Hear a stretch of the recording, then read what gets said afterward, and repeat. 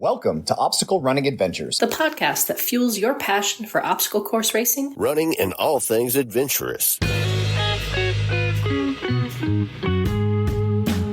Whether you're a seasoned pro or a weekend warrior, we've got news updates as well as interviews with athletes and other key members of our athletic community. As a weekly show since 2017, we have covered everything from championship and virtual races to fundraising events and FKTs. And now, here are your hosts, Michael Stefano and Caitlin Ritter. Standing on the corner, lost all my clothes. Hey guys, it's Michael Stefano. And Caitlin Ritter. And Caitlin, Michael, how was your Halloween? Probably one of the worst ones we've had in a long while. Lucy woke up with a fever, so we were up at like 3 a.m. And this October just flew by, which was kind of a bummer because I usually enjoy October. But we went to Colorado, so that was fun. And the dog is making a fucking racket, so apologies. I will not be editing that out.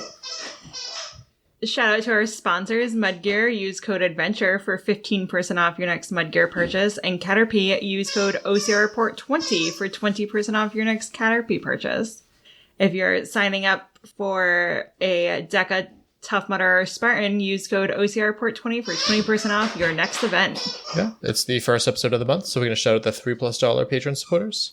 Jason Dupree, Samantha Thompson, Matt Putton, Bradley Keel, Charlotte Engelman, Aaron Grindstaff, Cheryl Miller, Jessica Johnson, Laura and Stephen Ritter, Hank and Arlene Stefano, Christopher Hoover, Kevin Gregory Jr., Evan Irick, Ashley Rice, Brent George, Metal Addict, Logan Nagel, Angela Bowers, Thomas Peterson, Seth Rinderknecht, Steve Bacon, Robert Landman, and Jules Estes. Yeah, thank you so much for the support. We greatly appreciate it. And to the OCR Report for being a great home for us on the internet. And to Will Hicks, the Podfather. Check it out over at theocrreport.com. No ad this time. Shout out to our sponsored athletes. Javier Escobar, Kelly Sullivan, Ryan Brizolara, Joshua Reed, and Kevin Gregory. Perfect. We're going to get to some poll results, which Caitlin posted. What do you call the night before Halloween? 56. Oh, go ahead. Yep. 56% of people said mischief night. 22% of people said cabbage night. 11% of people said goosey night. And 11% of people said gate night, which I've never heard of either. What do you call it? Nothing. Which brings us to the meme of the week, which I found it, which means Caitlin has to describe it. Oh, it's a map of the United States, and the majority of it is red, which is code for I have no word for this. And then... You forgot the question. Sorry, the question is, what do you call the night before Halloween? And red is I have no word for this, and it's like the majority of the country. Blue is mischief. Thank you. Night, that's like New Jersey, a little bit of Pennsylvania, Delaware, and a little bit of New York. Devil's Night, which is Michigan, and then other is just like random areas in the country. Yeah, so I thought that was kind of funny. Yeah, just had no name for that, which is fine. Quick news, I want to start off with congratulations to Ryan Brizolara, who got married. Oh, that's exciting. He just posted those emojis. He posted the groom, the bride, the ring, and a check mark. Yeah, congratulations to him and to her. Next up comes to us from ORM, who posted some absolute garbage clickbait. But Spartan has doubles. Spartan Doubles just announced a new race format. 2 racers, 1 team, side by side from start to finish. Offered at the Stadion, Sprint, Super, Beast, and Ultra distances. Standard Spartan rules apply with an added partner protocols. Only 1 teammate must complete each obstacle except for the fire jump and spear throw. Both must hit the fire jump and spear or both serve the penalty. Counts towards your trifecta just like a solo race. Yeah, so it's a new thing to do. I don't really care much for it, but yeah, if it's something you might be interested in, cool. Next up, Spartan shirts are back at the finish. So this is one of the things people are complaining about. I would argue the smallest thing that's worth complaining about. Obstacle Racing Media posted Joe received more than 200 emails asking for the racer feedback with an assist or 2 from AI, and he responded to everyone. This morning, Spartan Race announced the first change based on that feedback from Spartan HQ. We heard you and we listened. Finisher shirts are moving back to the finish line, and we're still reviewing everything you shared about medals, distances, and recognition. Just be careful. Joe might make you run that extra mile first to truly earn them. Yeah. It's one of those things that I view it as, I don't know, in the bar industry, I think they call it like a loss leader. Like how they give away like free popcorn to make you thirsty, so you get drinks. Oh, I didn't know they did that. Yeah, 100%. Joke's on them. We only order water. Exactly. But it's not like a big thing. Or when they have like half off apps, it's like a loss leader. They're going to lose money on that so they can make money on drinks. I think it's just he put out so many things that like if there's one thing to pull back, it's that. But who cares? I mean, all races give out finish line shirts. They just give out shirts at the end. They just didn't have to say finisher on them. The bigger thing I think is that the shirts are probably going to suck next year with like no specific elements in the shirt. Hate that. Yeah, I mean, I don't really care much for the shirts either. I have them all the way back to 2012, so what am I going to do with more Spartan shirts? But yeah, that's what it is. And then people have been very vocal about, I think that Joe's using AI to respond to all these emails, and I would say yes. But over time, I've realized like that's kind of okay because of how many people he had to respond to. He responded to 1,879 emails. So if this breakdown's to be believed, there's a breakdown, which we're not going to read all of them, but breakdown of like what all the emails were for. And then if you swipe again, it goes into the simple answers for them. Oh, interesting. And if you swipe again, more answers. So yeah, I highly recommend that you read that. I haven't yet, but I will shortly. And then this comes to us from ORM. He's got a lot of news. Yeah, I know. He's back in it, which is good because we need someone doing news again. Savage Race, the biggest weekend in 5 years. He posted, Savage Race topped 3,000 finishers on Saturday in their final race of the year. The last time they did that was November of 2020 at the same event. Back then, it took 2 days to reach that number. This season averaged 400 more finishers per race than 2024 and marks Savage's biggest overall year since 2019. And that says hyperlocal news, but it's related to the Colonial Roadrunners. They said, get well soon wishes to Betsy Knapp, who injured her hip in a fall a few days ago, tripping on a curb, not during a race. The injury required surgery, but Betsy is back home now. And Betsy's like 80-something years old in our local running She's group. our little sweeper. Yeah, and just actually 10 minutes ago while we were recording this, they posted, let's see, whenever our hearts broke hearing that Betsy's hurt. A lot of us are willing to do something. So yeah, I think we're going to all get together and make like a card. We're going to drive by her house again? Yeah, we did that back in 2020. That was pretty fun. That was fun. And now we're going to get to some podiums, starting with the Spartan Virginia sprint podiums. For the men, in third place, Cole DeRosa. In second place, Grayson West. And in first place, Alex Hagen-Weiss. And for the women, in third place, Jordan Hasseldine. In second place, Emmy Cross. And in first place, Elise McClinnick. Perfect. And then I think we're going to... Crap, I don't remember where it is. Portugal? The Sesimbra Beast? Not Portugal. Portugal, you're right. right. It is Portugal, okay. For the men, in third place, Samuel Costella. In second place, Patrick Saraluigi. And in first place, Goncalo Produncio.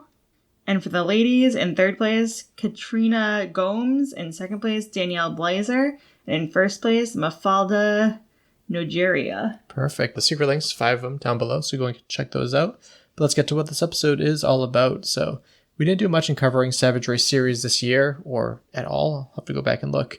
But we saw that their past event, as we just mentioned, was one of the best attended in years. So due to this, we reached out to Tyler Veerman, who won for the men, and he was just an athlete that I wanted to catch up with. So we talk about what he's been up to since the last time he's been on the show, his success at the Savage Race, his DNF at the Spartan Super World Championships, and much more. I think because we haven't recorded yet, we'll be recording in 10 minutes and we haven't even done the outro yet. So let's get to the interview with Tyler. We'll start off with your name and where you're from. Tyler Veerman in Morrison, Colorado. Perfect. So last time we had you on the show was after your World's Toughest Mudder team win with Mark Gaudet. So what have you been up to the past year? Still just living, training in the mountains. Just been doing some local racing. Always some great competition out here. So I try to get out and do maybe some 10Ks or some half marathons or whatnot. But yeah, I mean, not a ton has changed. I'm still working out in the front range and just living life. Yeah.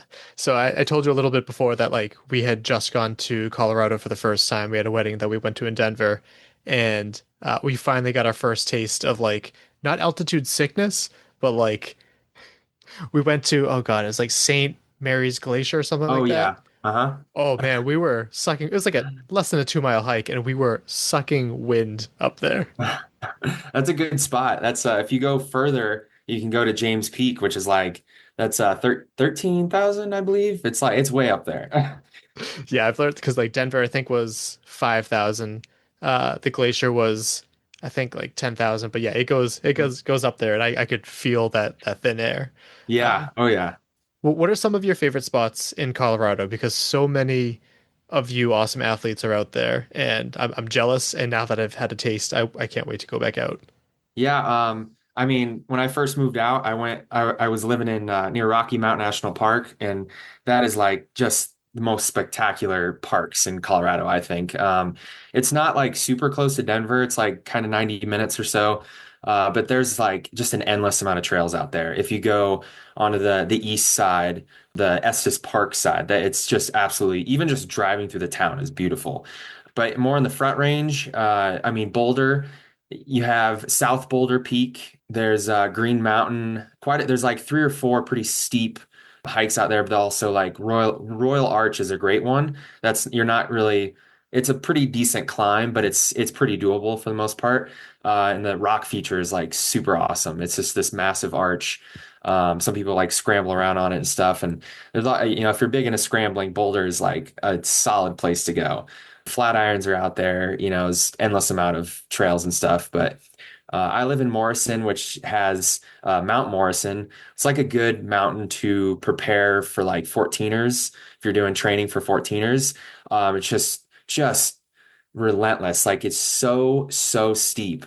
Like running it is like kind of out of the question. I mean, you're just power hiking like 95% of it. That's a great one if you want to get your ass whooped. And it's got good views of the whole Front Range, the whole Continental Divide in the back. It's just gorgeous out there. And yeah, I mean, Golden has some great stuff too, like North Table, Mount Gilbreth, I think is how you say it. There's some great stuff out there too.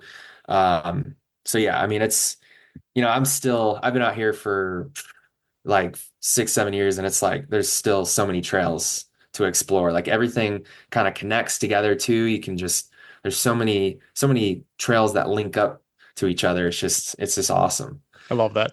It's funny. We wanted to see the Red Rocks on Saturday, and they were closed for a private event. And we're like, well, let's see if we have some time, Sunday before the wedding, and they had like a 5K, and we walked it just because like one, we're not trying to kill ourselves out there, and two, we really wanted to enjoy it. But just the sheer beauty. I mean, I have some relatives that live out there, and they came over to us, and they're like, wow, it's so green. But man, I'll take the mountains over the green. It's beautiful, and the way that the leaves had turned, like oh yeah, being in Boston, like or Massachusetts, we have the full range of that. But you guys have a lot of like the yellows, and it's just you could drop a camera and take a beautiful picture there. Yeah. I think like end of September is like the prime time to go out. I mean, everybody seems to know the spots too. Like Guanella Pass is like it gets so crazy. I mean, they have cops out on the road to make sure people aren't parking in places they're not supposed to park because it gets really crazy. But yeah, it's gorgeous out here, I love it. And part of the cool thing about, having the trails in the summer and everything too is like, I imagine that the skiing out there, I've heard the stories. Did you ski out there as well? Yeah. I used to work at Arapahoe Basin, which is like I believe it's the highest ski resort in North America. It's only like an hour's drive, really close to Loveland too. And that's like my spot that I go to. It's a very small, kind of more close-knit community of skiers out there. But yeah, I'm a big boarder and skier, both. Yeah, I bet. Where did you live before Colorado? Illinois. Okay. Interesting. I'm a Midwesterner. So when you moved out to Colorado, I'm sure everything lived up to your expectation. Oh yeah, 100%. Yeah. What was like the final straw in like making you make that change? Because like that's a decent travel.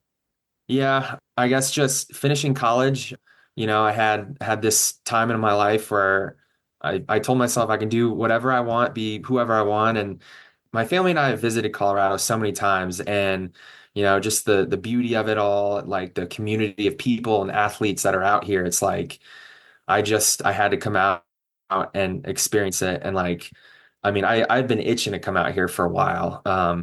But yeah, just kind of like graduating college and having that freedom and everything, and getting a new truck too in the process. That kind of like, helped me out, and I've made my move out here for the opportunities, and I interned at the YMCA too, so that kind of like got me started, and that was a pretty cool job for a little while. Yeah, I bet. That's awesome. Again, I have so many friends that have moved out there too, and I get it. I get it now. So another going back to like race successes, we were also there for your OCR WC 15K win, which was really exciting. Have you been following along? What are your thoughts on the like OCR WC name change and the location being in Australia? I mean, so I'll be honest, I haven't been too familiar with what's going on with that, but Fair. they are doing, I'm sure they're doing these things for a reason to incorporate this to get it to the Olympics and whatnot. I'm sure there's good reasoning, but yeah, I mean, I don't know what it's going to be like in Australia. Maybe the conditions will probably be pretty intense. Do you know where in Australia they're hosting it? I should. It's Along definitely the coast, maybe somewhere. Yeah, it's East Coast because originally they said like East Coast of the United States, and then they're like, oh no, just kidding, East Coast of Australia. Just kidding. Yeah. Yeah, I don't know. Yeah, it's interesting to see who would turn out for that race. It's kind of out there, but I'm sure hopefully they'll have some US guys, but I'm sure it'll be a different type of mix of athletes coming out for that venue. Yeah. But yeah, I don't know too much about that race, but That's fair. And then I wanted to get to, the event this weekend. What made you want to take on this Savage race in Florida? I mean, I'd done Savage before and I enjoyed it. I just wanted to come out, and I like to test myself on other terrain, do some flatland running, run at sea level again. I run mountains most of the time, but I think it's good to mix it up and just test yourself differently in a different environment. And, I didn't have such a great race earlier in Mammoth, so I kind of want to come and make up for that in a way. But, yeah, I just wanted to get some variety of, like OCR brands and not just do Spartan. If there's more, I'd probably do more, but, yeah, I just like to mix it up, do different venues I haven't done before. And this was also kind of like a little bit of prep for my next race, which is in a few weeks. I have the JFK 50, that's a mostly flat ultra marathon. So, I mean, yeah, this is an OCR, but I wanted to test myself at sea level and see how I felt. So Yeah, and I'm assuming that the test went well. You won with some pretty good, decent competition, as ORM had noted that like it was one of the best attended Savage Race events in 5 years. I know you were obviously in like the first wave, but did it feel that way after? yeah, I mean, I looked around at the venue like later on in the afternoon, and like there was a ton of people out there. Like I thought something else was going on. Like, I mean, they had this line that like wrapped around the venue for like the start later in the day, like when they had the afternoon like open waves, and like I couldn't believe how many people were out there. Yeah, I don't know if it's just because it's the final race of the series, or if it's just a good venue, very accessible. But I mean, it was it was a good location. It was pretty cool to be out there. Yeah, it was quite a big turnout from what I saw. Yeah, I know that Savage's like home base is Florida, so I'm sure like that played a role too. But to hear that it was the best numbers in 5 years, like that's really good to hear. I know that the Savage by us in Boston isn't as well attended, so I was happy to hear that that one went as well as it did too. But so how did the race go? I saw that there were some awesome names there. Yeah, let's see. So Jordan, I just met Jordan at that race. I didn't really know who he was, but so Kevin Thompson, he told me about him, told me he's a good strong runner, good on the obstacles. So, I wanted to just kind of test the waters early on and see how his running was, obstacle proficiency and all that. And, he stuck around with me for a little bit. We were kind of neck and neck for a while. And I mean, yeah, like he was pretty solid on a lot of obstacles. And I kind of wish some of them were a little closer, and like there's a lot of running in between. So it might have been different if there was more gauntlets of obstacles. Kind of curious how it would have turned out in that way. But yeah, I mean, he was definitely the next strongest runner. that day. And there's a couple obstacles like Sawtooth. He made up some time on that one. You watch the video of me doing it and watch a video of him. It's like there's a huge difference. You can see the experience level, the differences there. So, if they had maybe another rig or two that were like that, it probably would have shook up the competition a little more. So, yeah, it was exciting to race against someone a little more experienced in the obstacle or the Savage race. Yeah. What are some of your favorite obstacles with Savage Race? Because that's usually the big draw to that course. I like their rigs. I guess it's the Savage rig is like the one they seem to change up the grips on that. They have, I guess, the usual. They'll kind of rearrange some things, it seems, and I like that. It's not a rig where you can really skip through too much stuff or just jump straight right into it. Like you have to like come up to it and really like kind of plan where to put your feet and hands a little more carefully. And I like that. The Sawtooth was pretty hard, just going up at that angle and coming down. And you don't really have too many rigs that are that long, that time consuming, right? Especially with the water. It kind of makes the elements kind of come into play there. And yeah, I think their rigs are super fun for sure. Yeah. And one of the first things I said when you joined the calls, you have a Savage Axe in the background. How are you going to make room for all of these awards? I don't know. I need to get like some sort of official metal rack or something. I was going to ask for one for Christmas, like just a really, really, really big, some sort of shelf, maybe just a long shelf that goes along my wall somewhere. Or I'll hang them up somewhere. I still have checks too. I used to put them up, but I don't know. I've kind of taken them down. But yeah, the axes they just take up so much space. I don't know. Love it. And then one of the things that Savage tends to do better than its competitor is like payment. I know it's only been a little bit of time, but have you gotten your money yet? How's that been going? Yeah, they just give you the check out there, which Spartan used to do. So that was like super nice. You just fill out like a W-2 form, and at least I had to, and they just gave it to me there at the podium, which is great. I wish Spartan would still do that, but I guess there's just other complications that they're concerned about. I wish that Spartan would do that as well, because they everything seems to get lost in the ether for them. And if they were just to like write the check and be done with it, like one less thing you have to worry about, because has not been handled well in the past. Yeah, I think someone told me people were just losing their checks or something, like, so they're like, oh, we're not going to do this anymore. Oh, interesting. Like, I didn't think of that. Paper checks. It's like they put them in the plaque or something, but they just like lost them. Like, yeah, it was. Yeah, I definitely wouldn't want that either. Having checks floating around and everything. Yeah, all right. Let's pick it up at the venue. Oh, hey, look. Yeah. Awesome. And you said that, I think one of your posts too, that this win almost felt like redemption from like the Spartan Super World Championships. So I don't want to hang on it too much, but what happened with that situation too? Because I know that some people were like following along with you and then saw that you kind of dropped off the map, and people were worried at first, like what happened to you? Yeah. What went into that race?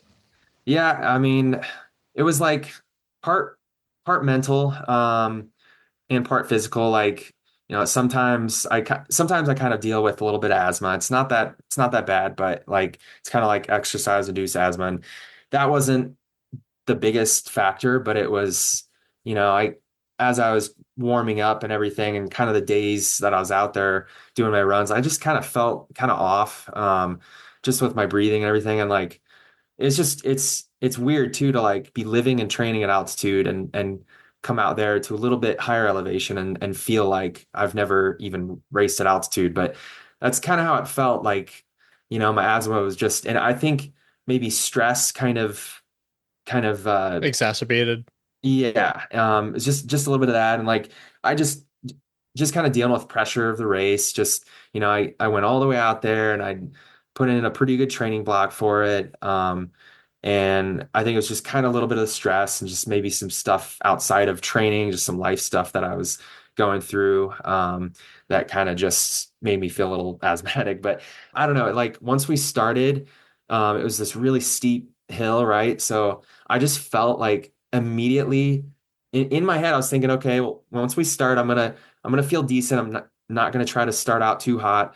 But right when we started going, I just felt like so off. Like my legs just felt like lead, and like I was just taking such deep breaths, and like I was watching, Josh and was it On Hill, Yeah. some other guys, they were on fire. Like they were right when we got to the top of that hill, they just like bombed down that hill. And like, I don't know, I like couldn't even transition to that downhill even like remotely as fast as they did. And I just got in my head like so hard. Like just this little battle was like raging in my head. It's like either we keep going right now or we just drop out. Like, and I have a little bit of ADHD, so like sometimes my mind is just crazy all over the place. Like there's times where I might not give myself time to just think, just, create like a cushion for myself and just kind of just process what's going on and what I need to do. Like sometimes it's just like this fight or flight moment, and I'll just make this quick snap decision. And I'm still working on that. Like even in ultras, I'll have it happen so much where I'm thinking like 1 minute I'm feeling pretty decent, the next I'm like, wow, I feel like garbage right now. And like I there's just this fight or flight moment. And that day, just where I was at, like flight was the first choice I made. Like it was just a big mental thing for me, like kind of starting to slowly fall back, like pretty early in the race. I don't know, like I got to like maybe fourth or fifth by like, I think I only made it like a couple miles or so. Like I didn't even, I dropped pretty early. And so that's why I understand people were concerned, it just disappeared off the map. But yeah, it was just this little mental battle going on, and it doesn't happen to me a lot, but sometimes it's a little more dramatic than others, like was it OCR Worlds 2023?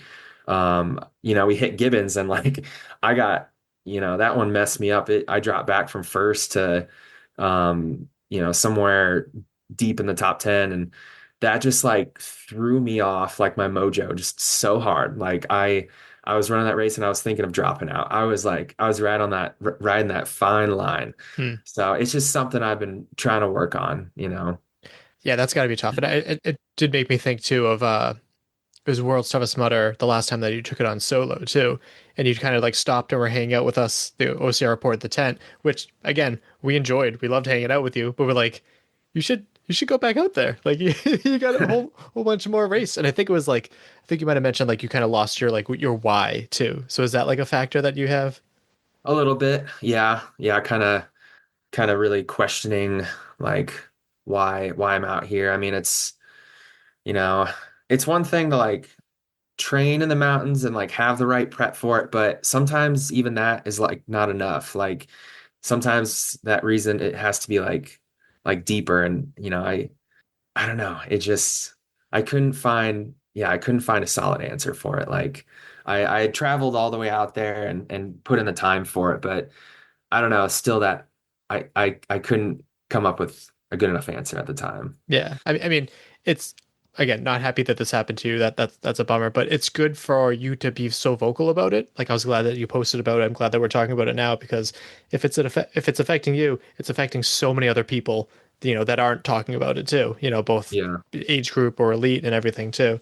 Do you think any of it's like taper related too? Because I know that could be a factor where like if your legs are kind of destroyed going into the race. Yeah, I mean, I put in a decent taper.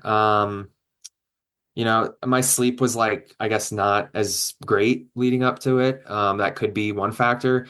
I'd like to think maybe my diet played a role, but I hydrated pretty well that week, and I'd like to say I got in plenty of calories as well. But yeah, I mean, just some other like little life stresses kind of like accumulated that week. And yeah, I don't know. I feel like racing at altitude is like sometimes, it could be hit or miss, like no matter what kind of shape you're in. Like it's just, I've had workouts where I'm prepared to just crush it, and then I'd get out there and it's like I just feel like garbage, and it's like, what the heck happened? But I feel like there's just so many little nuances of racing at altitude, like high altitude.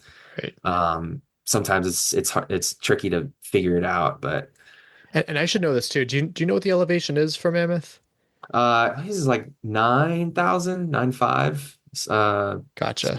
Yeah, it's a little higher up there. Factor for sure. And then another thing with World's Toughest Mudder too, like any plans to go back there? Now it's in England, but is it in? Yeah, I don't know. Maybe not this year. I did really like the team format. If I do come back, I really want to do the team again. yeah. Mark and I crushed it. I would love to have him out there, and maybe even if they like, I don't know, increase the prize money, maybe we'll do like a 3-4 man team. Because I really find that format very exciting, to get those longer breaks.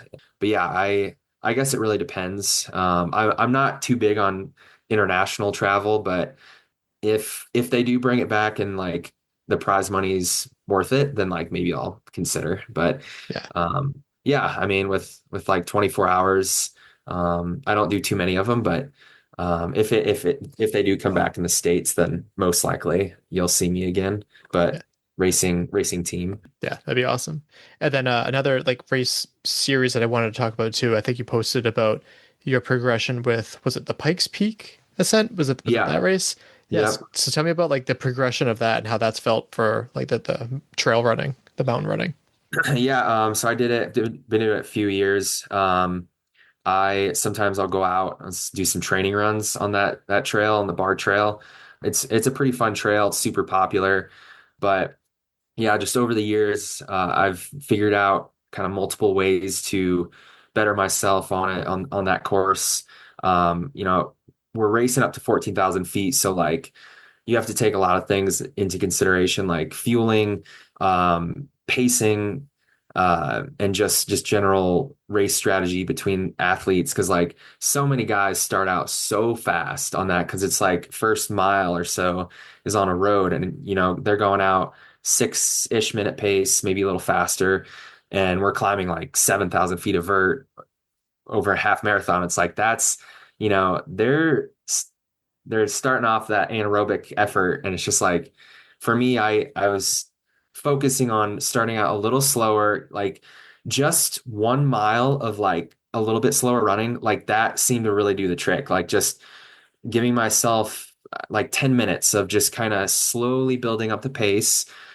I dropped from, I think 6:30 pace to like 7:30 pace or so, which that helped tremendously. Because immediately right when we get on the bar trail, you're starting to climb and it's like, it's a grind. So I gave myself enough time to just kind of warm myself up to the course. Cause it progressively gets steeper and steeper. So, you're like eventually crawling to the finish. It's not a glorious finish. It never is. I mean, so I think reserving a little bit of that energy as much as you possibly can is like the key to success. And like fueling, it's pretty difficult for me to keep fueling, getting in enough carbs at such a high altitude. I get up to like 10 or 11,000 feet and my appetite just drops. Like, so trying to figure out ways to keep myself fueled at that such high elevation, that was key. I had used a lot of liquid carbs, like the Scratch Labs high carb mix. That was great. Super easy. You can put in maybe like 100 milligram carb within like a 500 milligram bottle. I'd have a couple of those. And I think that's what Josh Reed uses as well. Yeah. Yeah. Oh yeah. It's great for something like that. Cause I can't even do gel or, I mean, definitely no chews on something like on that kind of course. Cause it's like just chewing, that it takes like a lot of energy at that altitude. So like, I was just giving myself just like baby type food, just something real easy, no chewing, nothing, but something that gave me enough, like some electrolytes, salts, but more primarily carbs was the biggest thing. So I was able to stay on top of my carb intake more. And I also had this 100 milligram caffeinated gel, up towards the top, which that honestly helps like mentally. You start slowing down so much. It's easy to kind of like get in your head and start thinking like, wow, I'm running much slower than I want to. So like that gel kind of was like a good mental boost to that point. And that's something I don't use too much in races, but I think it was good strategically for me to do that. And there's also a little bit better competition for me this year. Usually I'm in like no man's land for a good chunk of the race. There's no one to really help push you. So further up, I had one guy who he kind of tagged along with me. I was kind of expecting him to catch up and pass me, but I was kind of like watching him, looking at his body language, listening to his breathing, and like I had a good feeling that he was going to stay right there with me because we were pretty neck and neck. And the fact that he was like kind of chatting with me told me that, he's kind of feeling the same way I'm feeling. So I was able to stay along with him, and eventually I kind of like outkicked him up towards the top because he like told me like this is pretty much my max effort. So I was like, all right, cool. So it was good to have that company further up because it just it's so draining when you're running by yourself, pushing yourself at such a high altitude. It's like you just get in your head and like, I don't usually get that much competition towards the top because everyone just fans out. It gets pretty sparse up there. So yeah, there's quite a few things that worked out for me, and I still think that I can drop a good time, like a better time on that race, just doing a little bit more specific altitude training. And that course is it's like less than 90 minutes from my house. It's like just over an hour from my house, so it's really not that far. So I can just go out and practice on it, which is give me a huge benefit. Yeah, looking at the times that you had, so 2023 you were 2 hours 49 minutes, 2024 2 hours 41 minutes, and then 2025 2 hours 34 minutes. And it looks like the goal is to go sub 230. Yeah, which I think is very doable for sure. If I just put in a little bit more specific training, and also like I'd say the couple 2-3 weeks leading up to the race, I hadn't really done much like super high altitude training. Like in years past, I'd go out and do some 14ers in like 2 weeks out. Like you could kind of get away with it, but like I kind of felt that fatigue still, like running 14,000 feet like that. It does take quite a toll on your body, and like I think I gave myself more time to be like recovered for this race. I hadn't done any like fun adventuring, and it was more structured training than anything.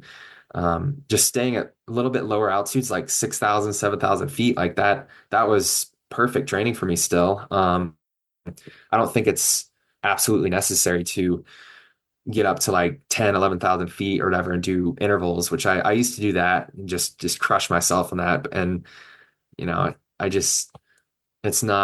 it is necessary, like at some point, maybe once or twice a week in the month leading up to get familiar with that kind of stimulus. But like the couple weeks leading up can be pretty important. So I think I gave myself ample time, and my body was like well recovered coming into it.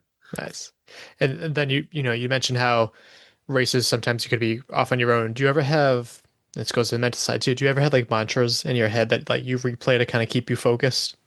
Yeah, I mean, sometimes I switch around between different ones, but I just try to keep it simple and like say things like, because I get kind of panicky sometimes, I'll think like you're okay, like you can do this, like something just very straightforward. Nothing, I try to just tell myself like you can do this, just take a breath and you're okay. Because like I said, I get in my head, that fight or flight moment. It's like just take a second, like figure this out. Like when it really starts to hurt, sometimes it almost helps to like not even think of anything at all. Like just try to be just blank, nothing. I try to turn off my brain as much as I can, but which can be hard when you have ADHD, like I do as well. Yeah, it can be pretty difficult. Yeah, there's lots of voices going on. I just try to tell myself like I've been doing this so long, like I'm here. I am in shape, and I can do this, you know. But yeah, I don't really have like a single mantra. Like it kind of switches around, but just kind of whatever feels right in the moment, you know. Yeah, that's fair. That's fair. And you said how you're preparing for the JFK 50. So is that the longest race that you're doing this year? Oh no, you did the Moab Red Hot 50 too, right? Yeah, that was. I guess that'll be the longest time wise, but yeah, this will be much faster. Yeah. Yeah, I'm hoping to get a good PR. Nice. 50. And I should know this. Where is the JFK 50? Boonesboro, Maryland. Okay. It's yeah, it's like 75 minutes west of Washington. It's it's in a pretty cool location. Nice. Have you taken this one on before? Nope, it'll be my first time. Nice. What drew you to this one? I saw like it, it has such a history. It's been around for a while. It seems to have a good turnout, lots of people, pretty good competition, and a lot of people from Colorado too, like mountain runners, they come out and do this. So, I had a good feeling that I could perform pretty well too. And I guess I like the point to point format, and the profile itself, just the fact that the first like 16 or so miles it's like on the Appalachian Trail. Like there's some mountain running, but you have the majority of it pretty flatland running. So I kind of like that setup. And I think I basically just want to go for like a 50K PR. I know it's doable, but yeah, they're pretty well organized race from what I've researched, and I really like the point to point format, and yeah, I just thought I'd come out, give it a go, and do something a little bit different than my usual mountain running. Yeah, spice it up a bit. What is your current PR for that distance? Shoot, man, what was it? It's oh man, I don't even know. And Moab, I'm gonna look this up real quick. It's on Strava. It's, I was just under 8 hours. Just under 8 hours for this year. 750. So I think I can get it just over maybe or under 5.5 hours is what I think. That's like pretty doable for this course. Yeah, that'd be sweet. And then looking through like your past accomplishments again on your blog, which I want to have you shout out later, but you've got like quite a few wins and everything too. What wins like over the course of your like OCR trail and like road journey? Like which ones stick out to you the most? I mean, like in years past, I've done some local races. I've had some pretty good competition at those. Like Boneyard Boogie, there's like a race in kind of out near Vail. I've had a win there, 2024, and I felt like my performance there was good, like time wise, and like showing up to Cirque Series race. I hadn't won a Cirque Series, but just being able to place in like close to top 10 was like pretty awesome, because you're racing against some of the best guys in the country. And the fact that the course is like an hour away from my home is pretty awesome too. So yeah, I mean, those smaller little races I really enjoy. And yeah. I'm also seeing you ran called Meet the Minotaur. Well, actually, no, I was scheduled to do that, but I got canceled this year. Oh, gotcha. Yeah, it got snowed out that year. Okay. Do you know why it has that name? I don't Meet the Minotaur. Yeah, I think it's I actually don't know. It's very eye-catching. I never looked that up. I only asked because I know I interviewed Rhea Coble earlier this year, and she ran a race and it finished with like these Krampus looking things chasing her at the finish, and I'm like, I would love to do a race like that. So a Minotaur chasing you, that'd be pretty sweet as well. Yeah, big blow up Minotaur or something. It'd be terrifying. Right. Awesome. So the JFK 50, that's the last race for this year, right? Do you have any plans for next year yet? Not really. I might still do kind of the same ones I've been doing, some of the local ones, Cirque Series again. I might do Kendall Mountain Race, which is out in Silverton. That's like a local mountain race. It's pretty fun. I definitely want to keep doing some OCRs, maybe some Spartan, some championship races, most likely. But yeah, I don't really have too much set in stone for next year. I'm just kind of play it by ear and see how I feel. But I definitely want to stay like 50-50 with mountain racing and OCR. That's kind of the goal. That's fair. Jason Dupree actually wanted me to ask too, because OCR has definitely changed a lot, especially in North America the past few years too. Like, how have you felt about the change? I know you said you still want to keep it 50-50, but what keeps you in love with OCR? I mean, it's just different from trail running. You know, it's just always fun to mix it up and have the obstacles to train for. Yeah, it's, I guess with the turnout of athletes, you know, it's like there's just not as many of the, you know, top guys consistently coming out. And if we had more of that, like even if they were coming out to these races more, like I would feel a little more obligated to come out, even if these races aren't like paying out as much as they used to. I mean, I think just, you know, people are getting into other things.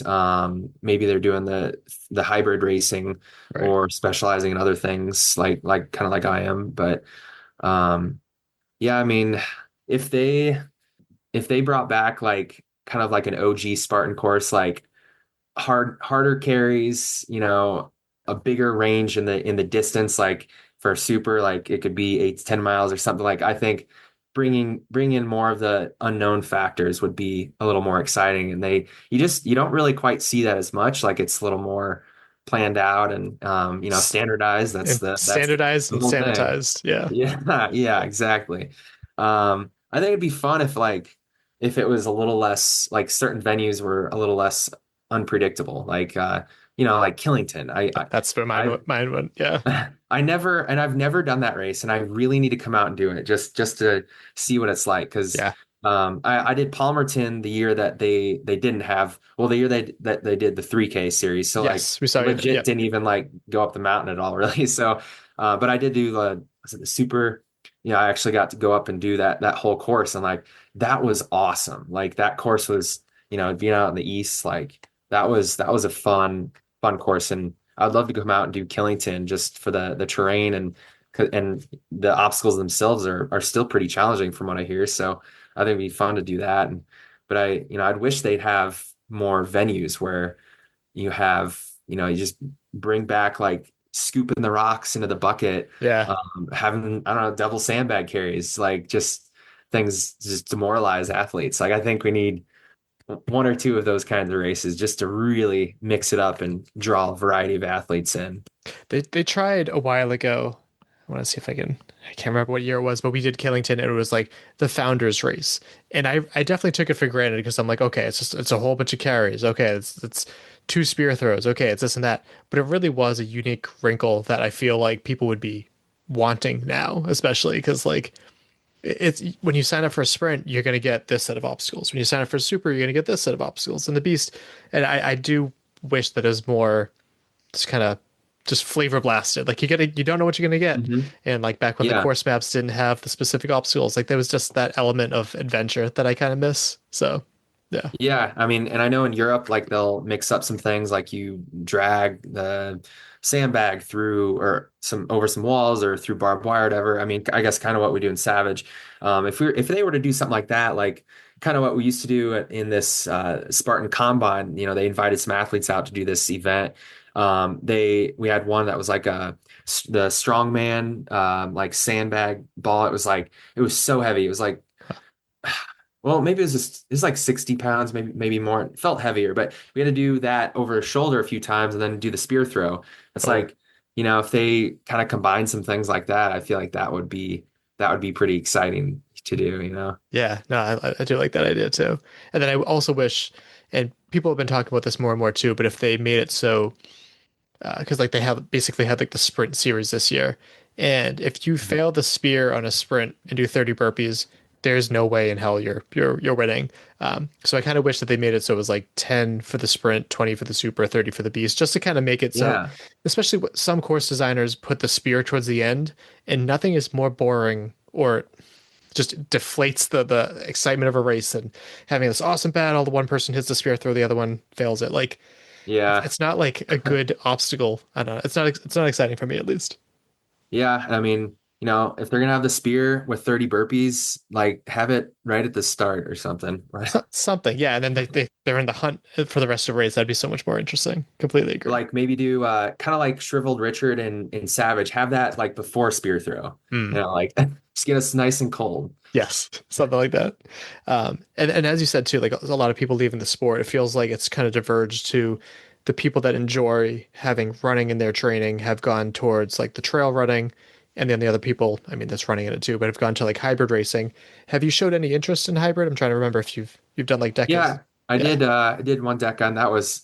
I got my ass whooped. And I would like to come back and do like a high rocks at some point. Like I keep saying I'm going to do it, and I would like to do a high rocks. Those weights seem heavy. That sled scares me. I know it's a lot easier now compared to what it used to be, but still, yeah.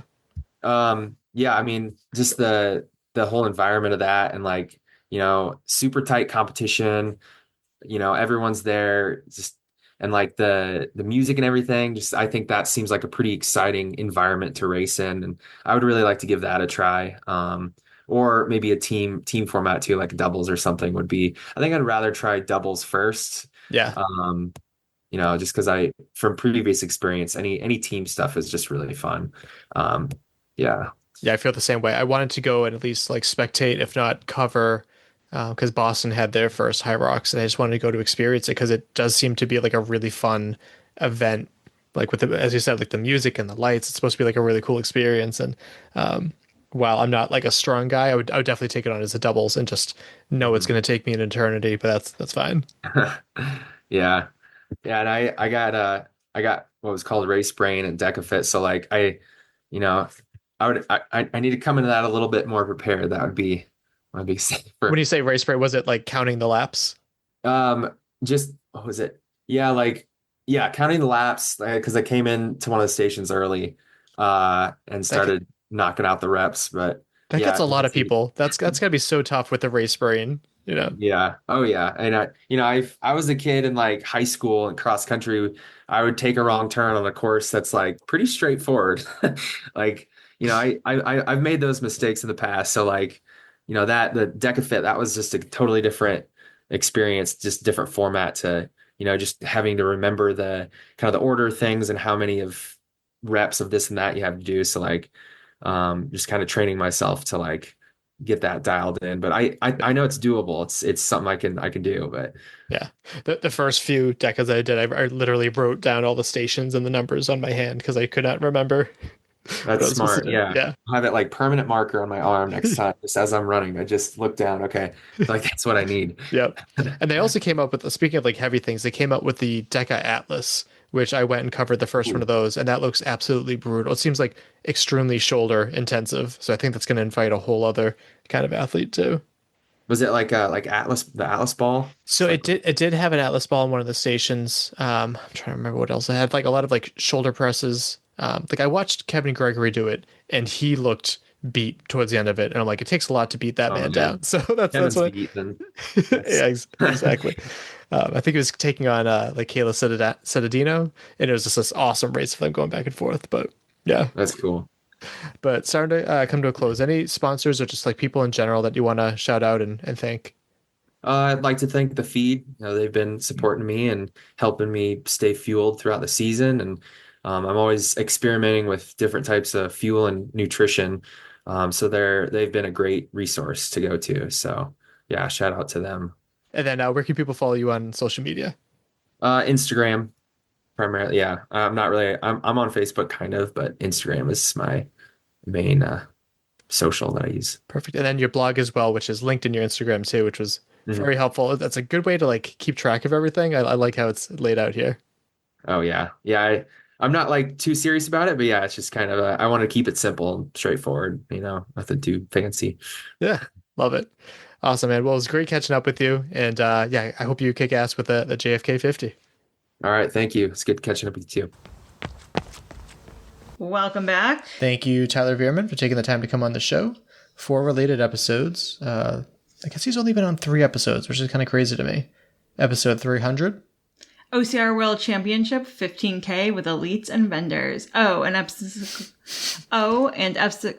Episode 300 with live intro, outro, and a shout out compilation. Yep. Episode 307. World's Toughest Mudder with Tyler Veerman and new champion DJ Fox. And episode 412. World's Toughest Mudder 2024, part 3, brunch interviews and audio. So I guess it hasn't been that long since we've had him on, but whatever. I wanted to have him on anyway. It's your podcast. You can do what you want. That's true. Subscribe and follow wherever you get your podcasts. We're Obstacle Running Adventures on all of the players. And if you like what you heard, leave us a review on that purple podcast app. Yeah, like and follow us on the social medias, and you can support us over on Patreon as little as $2, as many as $10. And coming up next, there is the Deep event, as teased last week. It's been tricky due to the time zone barrier, but just about everything is lined up for next week's episode.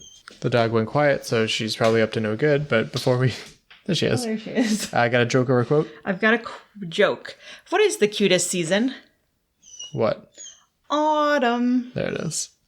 All right, well, that just about wraps it up. My name is Michael Stefano. And my name's Kaylin Ritter. We'll talk to you next weekend. Bye. Thank you for listening. We hope you're feeling motivated, inspired, And ready to take on your next race or training run. If you've enjoyed this week's episode, leave us a review And share it with your fellow adventurous friends. Follow us on Facebook and Instagram at Obstacle Running Adventures. Don't forget to subscribe so you never miss an episode. Join us every week for more news, Stories and interviews from the community. Our intro song was Streaker by Straight Up. And our outro music is Iron Paw by The Best.